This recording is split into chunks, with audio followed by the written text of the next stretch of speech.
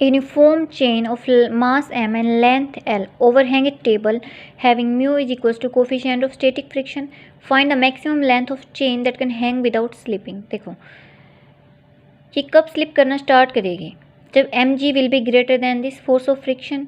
हमें दिया गया ना mu is the coefficient of static friction. तो अगर मेरी लेंथ नीचे स्लिप करेगी सपोज ऐसे, ठीक है, लाइक ये चेन ऐसे स्लिप कर रही है इधर, तो फोर्स ऑफ फ्रिक्शन कैसे एक्ट करेगा, opposite to the this direction of slipping.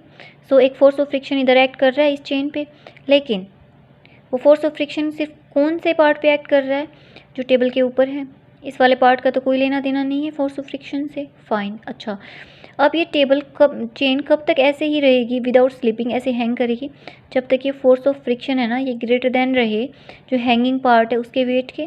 जिस भी मोमेंट पे ये फोर्स ऑफ फ्रिक्शन लाइक इधर जो एक्ट कर रहा है वो फोर्स कम हो जाएगा नीचे एक्ट करने वाले फोर्स से, तो उस केस में चेन स्लिप करना स्टार्ट कर देगी. ठीक है. अच्छा जी, सो मैक्सिमम फोर्स कितना लग सकता है फोर्स ऑफ फ्रिक्शन यहाँ पे, mu M G, and M G is a normal reaction. लेकिन मास किसका आएगा, इस टेबल के ऊपर वाले पार्ट का. ठीक है. अच्छा जी, यहाँ पे जो एक्ट करेगा नीचे ग्रेविटेशनल फोर्स वो कौन सा होगा, हैंगिंग पार्ट का, है ना. So it will be M dash ji.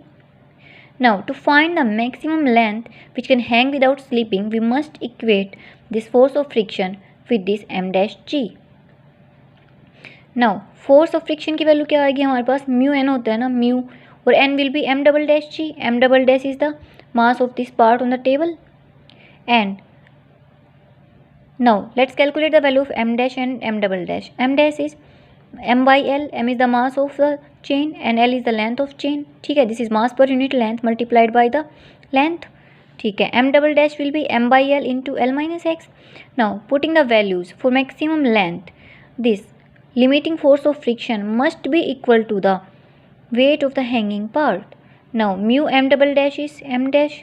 So putting the values of m double dash and m dash, we get to know that x will be mu L by 1 plus mu.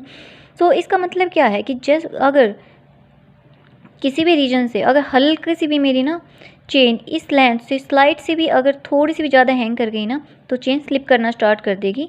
That means the weight of hanging part will become greater than the friction resisting it.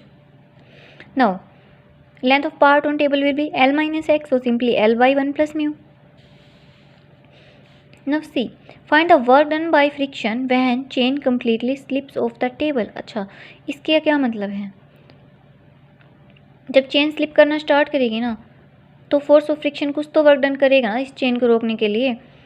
तो देखो अभी हम क्या देखते हैं कि suppose ये part हमारा इनिशियली टेबल पे था without hanging, which can hang without slipping. ठीक है.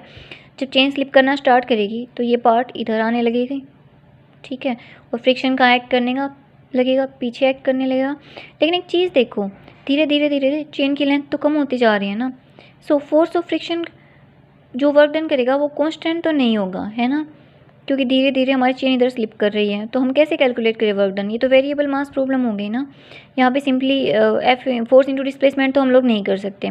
तो इसलिए हम कंसिडर करते हैं एक डी एक्स एलिमेंट इस चेन का at a distance X. Fine. ना देखो ये डी एक्स एलिमेंट ना यहाँ से स्लिप करना शुरू करेगा और ये एक्स स्लिपिंग करके नीचे आ जाएगा. तो इसका मतलब है इस डी एक्स एलिमेंट के ऊपर हमारे फ्रिक्शन ने वर्क किया जहाँ पे डिस्प्लेसमेंट कितनी आई, एक्स. ठीक है. Now we will see D X element के लिए मास डी एम कितना आएगा, M by L into D X. Now इसीलिए फ्रिक्शनल फोर्स कितना एक्ट करेगा इसके ऊपर, mu M by L into D X into G. ठीक है. डी डब्ल्यू वर्क डन क्या होता है, force into displacement. So displacement कितना है यहाँ पे, एक्स है. ठीक है. D W is mu M by L into G into D X into this X. X is the displacement here. अब हमारे पास में देखो एक्स कहाँ से कहाँ वेरी करेगा, एक्स यहाँ से यहाँ वेरी करेगा, है ना. So X will be 0 to this complete length of the chain about the table. जो टेबल पे जो भी पार्ट था ना उतनी लेंथ होगी ना, 0 से लेके लिमिट्स हुई तक तो लगेगी ना. तो टेबल पे कितना पार्ट था जब इसने स्लिपिंग स्टार्ट नहीं की थी, L बाई 1 प्लस म्यू. हमने इधर ही तो कैलकुलेट किया था. So we will apply the limits on D W. 0 to L by 1 plus mu, mu M G by L X D X, integrating mu M G by L 0 to L by 1 plus mu X D X will be mu mg by L x square by 2, apply the limits and this will come out to be mu mg L by 1 plus mu square. So हमारा frictional force इतना काम करेगा, this will sorry work done by the frictional force on the chain when it completely slips off the table.